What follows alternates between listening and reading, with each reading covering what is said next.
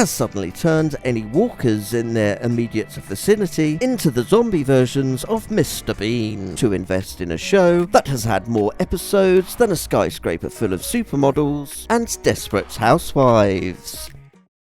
Men are weird. Ask a large faction of them their strategy for being interviewed for a new job, or about their medical screening routine to catch any life-threatening issues early, or their plans for raising their children to be happy, intelligent individuals, and you'll often be met with the expression of a comatose goldfish. Then ask the same man what they would do when an impossible zombie apocalypse happens, and you'll be met with a cavalcade of in-depth planning and strategizing that could only exist with dozens, if not hundreds of hours of clearly intensive forethought and obsessive focus. My plan, incidentally, revolves around old English castles. The uncanny grip this genre has, with iron tendons, on popular culture, and propagated to such a degree that it has created a genre all of its own, along with a humongous multimedia franchise to boot, is quite incredible. Add that to TV, in a weekly format, and you have a golden goose that won't quit laying, until it is interfered with. That's the programme, not the goose. By talentless executives and ground to within an inch of its life, with non-stop idiotic decisions and fan pandering that have ended up sprouting pet peeves till the non-dead cows come home, 10 of which I'll take you through right now.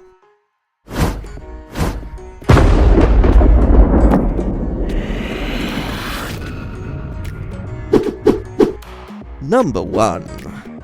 No Frank Darabont.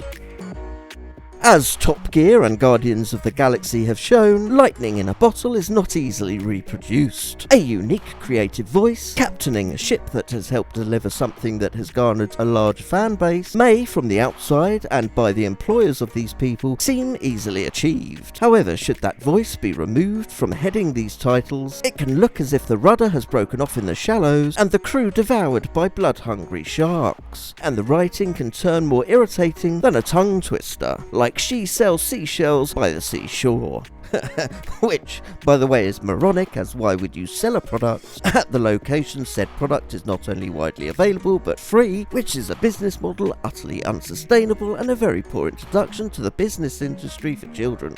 And frankly, needs amending. Yeah.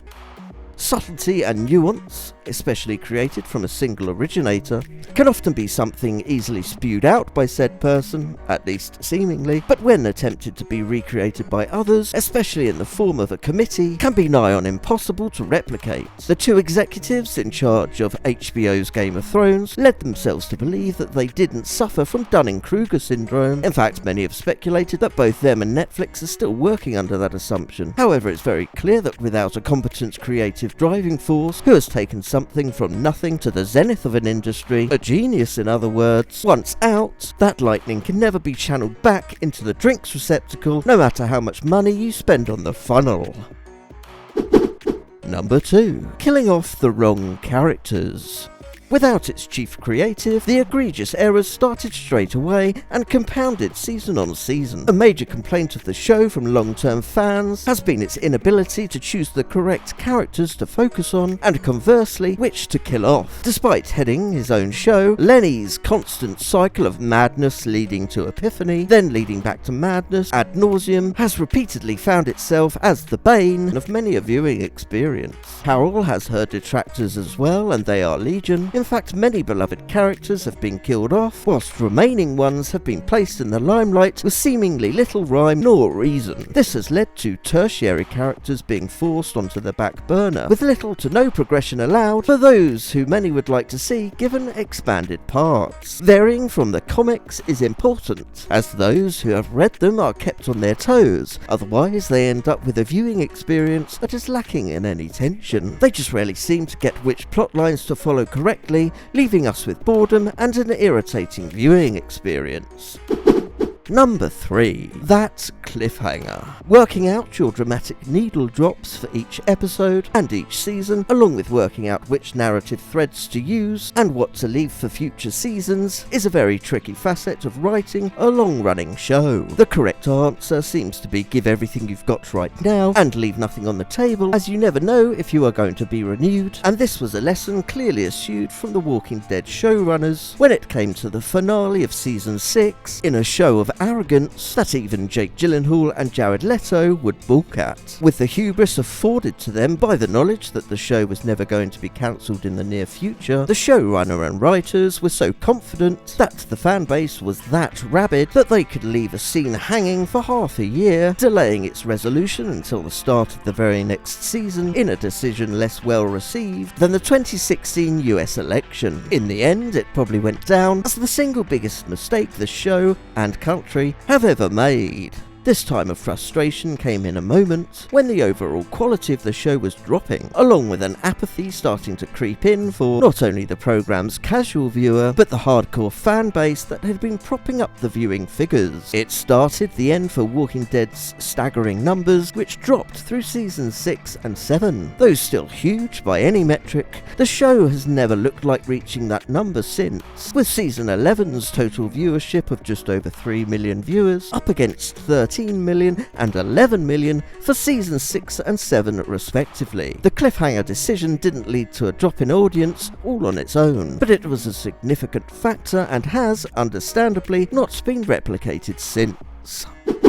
Number 4. No physical armour, not learning from experience. For a country whose favourite pastime seems to be accruing as many deadly weapons as they can fit in a concrete bunker, this show doesn't half present the USA as a public who are absolutely unprepared for any doomsday scenario and less able to learn from their experiences than Wile E. Coyote. It's season 472, and yet no one person living in this world feels the desire to walk around with anything covering their body thicker than a light fishnet cotton vest, whilst being surrounded by undead humans devouring more brains than Amber Heards and Grimes. I'm not up to date on the dental habits of North American zombies, however I'm pretty sure that even something as ubiquitous as a magazine would have enough thickness to cease the penetration of even the most orthodontically aware of walkers who, after a few years of degradation, must have teeth worse than me and my countrymen. A lot of characters have poorly concealed plot armour, but why aren't they wearing, and I mean always wearing, physical armour, as guarding against zombie existence is something that should be ingrained in every human from day one. Number 5. The many faces and accents of Andrew Lincoln. Since creating millions of tiny puddles globally, using just a few white cards and a Sharpie in Love Actually, this young man, grown to greying hair hard man, has it. Whatever it is, it has rebuffed consistent attempts at replication and found itself located around just a small number of human beings that garner so much attention, they usually end up wishing that it can bugger off so they can be left alone, before looking at their current account balances and begging it to come back. When they pursue a career in the limelight, they don't really have much recourse, and usually earn enough money to live in homes where immediate neighbours are A. well known enough themselves to leave you alone, and B. far enough away from your perimeter fence that they could build a gated community in their own back garden. Either way, Andrew Lincoln is a star AMC have grabbed onto the coattails of with a vice-like grip, and this, as has been shown, happened to be a prescient foresight. However, it does not come without issues. The first of which starts with the opening episode, after waking up in the hospital, namely the question of how does someone in a coma survive without constant medical assistance, intravenous liquids being replaced, catheters being emptied, and inconsistent or no power being supplied to the various mechanics, seeing to his well-being, and surrounded by a ravenous horde of walkers with the insistent proclivity for eating human Bryans.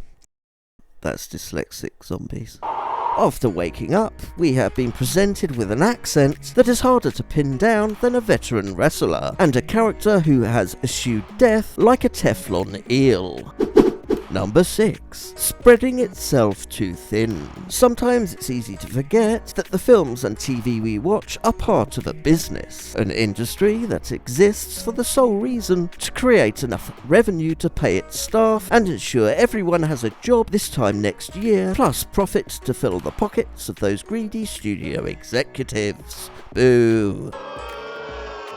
This all means that a quality product is a bonus, not a requirement. However, if they want to create a fan base for its product, then they need to ensure it's created to certain tolerances. The Walking Dead is AMC's Star Trek or Game of Thrones. It's the studio's main money spinner and the foundation of its fiscal spine. Garnering as much money from it as possible is both natural and sensible. However, spreading yourself too thin, like butter spread across too much bread, as Bill Baggins once said, is a surefire way to throw viewers' goodwill out with the bathwater. Let's hope their new raft of shows will live up to the high expectations that come along with it. Number 7. Repetitiveness. Permanent and secure homes created in this world have repeatedly come up as an irritation and mistake by the fans of the franchise. They would build up a little home that becomes a safe space for a season or so, and then it all goes to pot, and they all go nomad for the next bunch of episodes. Then they find somewhere else that they build up into a slightly bigger and slightly more secure home that becomes safe for another season or so, then it all goes to pot again. Rinse, wash and repeat ad nauseum. Those behind the show really did suck up all the audience early goodwill, showered on them with a straw, and gave nothing back, barrel scraping like a pro. The writers are always at least a season behind actually listening to their audience. It's a tough one when you think about it whilst watching the show. The question that is always on the mind is, what would it be like if these characters we love found a safe city or town or created one themselves? And it's a narrative they definitely needed to explore. However, the constant cycle they serve up, like a diabolical Groundhog Day, became repetitive fast and created contempt even faster. The recent zombie series, The Last of Us, found a way of keeping zombies fresh, along with different designs. They went with only having about 4 of them in the whole show, possibly veering too far the other way, in an attempt to stay isolated from their TV cousin. The Walking Dead, on the other hand, threw zombie brain spaghetti at the wall, and what we got was another set of zombies in a leafless, dead winter forest in the same part of the same country, attacking the same people you know won't die because of their impenetrable plot armor. Speaking of which, number 8. Impenetrable plot armor. It's so frustrating when you get that pang of realization that a character is in over their head, only to find out that their importance to the showrunners and audience has suddenly turned any walkers in their immediate vicinity into the zombie versions of Mr. Bean. This is a facet of the long-form storytelling pulse that The Walking Dead has never got their finger on with any proficiency. They always seem to kill off the wrong character, then leave the ones that irritate the most alive for years, seemingly to personally troll their fanbase. Creativity is of course required when showing how certain characters survive and others don't. However, as has been displayed by the various showrunners, consistent innovation has been historically hard to come by when they do not have specific comic book material to call upon. Some have stated that substituting out the showrunners at a slower cadency than they did was perhaps one of the reasons for certain issues of boredom. Either way, knowing that beyond certainty, a character is in zero mortal danger because of executives and fans' proclivity for them dissolves any on-screen peril, resulting in a sanitized viewing experience, and all on its own is a pet peeve that has plagued this franchise. Number 9. Slow character development.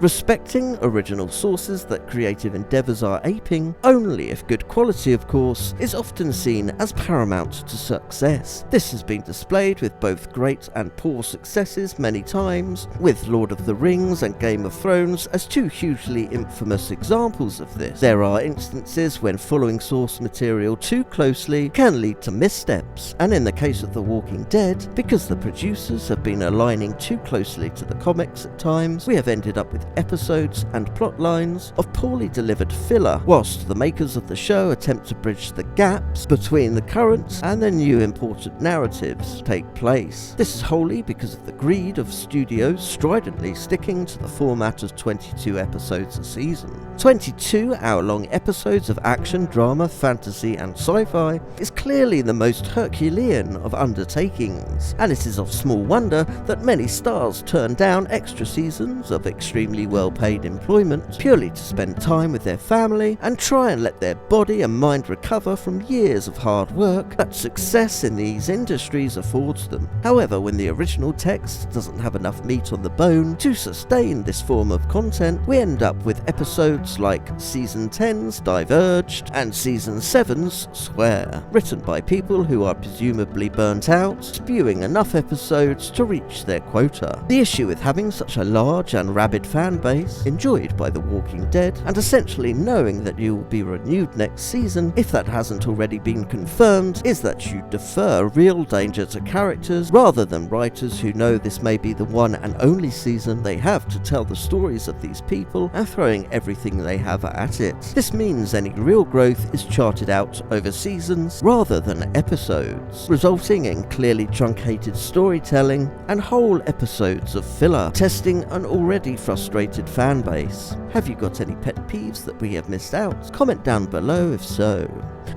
Number 10. Inconsistent walkers. Last, we come to the overarching antagonists of the show as a whole, the zombies or walkers. Many say the humans are the real baddies, but personally I think it's the stumbling rabid devourers of human brains. Being a zombie show, the programme is going to sink or swim on the quality of these stuttering cadavers. And after a comic book series numbering 193 issues, 177 episodes, and half a dozen spin-offs, you may expect that the evolution and innovation of these wobbly walkers may have stagnated at times. Unfortunately, you'd be right. Don't get me wrong, there have been some innovatively idiosyncratic and inspired iterations of zombies for fans to enjoy. However, there just has not been enough sidestepping of repetitive versions of them to justify the sheer amount of time required by its fandom to invest in a show that has had more episodes than a skyscraper full of supermodels and desperate housewives. Those supermodels and desperate housewives would have the last laugh, being owners of zero flesh and less brain cells. Familiarity doth breed contempt, as Saint Augustine coins in the 5th century. Though to be fair, I'm not sure if he said the desperate housewives thing. If a walker has just been shown to have clearly enough strength to take down a small group of trained officers and sets upon one of our favourite characters, then there should be logically zero chance for said character to remain on the mortal coil. Yet, because of previously explained plot armour, you can guarantee that, from absolutely nowhere, the 90-year-old amputee will have just enough speed and stamina to evade the monster and live to fight another day. Certain decisions or the way they have handled aspects of character and storytelling sometimes boggle the mind, and you wonder how certain discussions went. Right, where shall we film the next episode? Yo man, like the same forest we filmed every other episode in? Great idea! Okay, when should we film the next episode? You know, I don't know, same time of year so everything looks dead and boring? Great idea! What weapon should this new character use, which not only does her life rely on, but also needs to be exciting and innovative for the audience? How about a small catapult with little rocks? Now hold on, that's just stupid. Oh man, I apologise man. I'm just kidding, it's the best idea yet. Let's write 2. Laura Cohen's pay dispute and new show means we'll be losing her for a while. So instead of killing her off, let's kill off Carla, who's, you know, the son, the son of Rick Grimes. Plus, the actor has just bought a house down the road from where we film. What another great idea! We are so going to be showrunners next season. consistent occurrences of inconsistencies and questionable decision-making spread disquiet and derision amongst the very people the filmmakers are trying to keep on board. And this is not a lesson the producers learnt well enough, nor soon enough, for a show that ran out of stamina itself many moons ago. All this being said, one only has to remember the good times and try to have faith that listening to the past and learning from previous mistakes could see this franchise back upon the pedestal that millions previously elevated this show to. Feel free to subscribe for all our videos. Click on the left for our top 10 pet peeves for the Ghostbusters franchise, or the right for our King Kong top 10. All the best.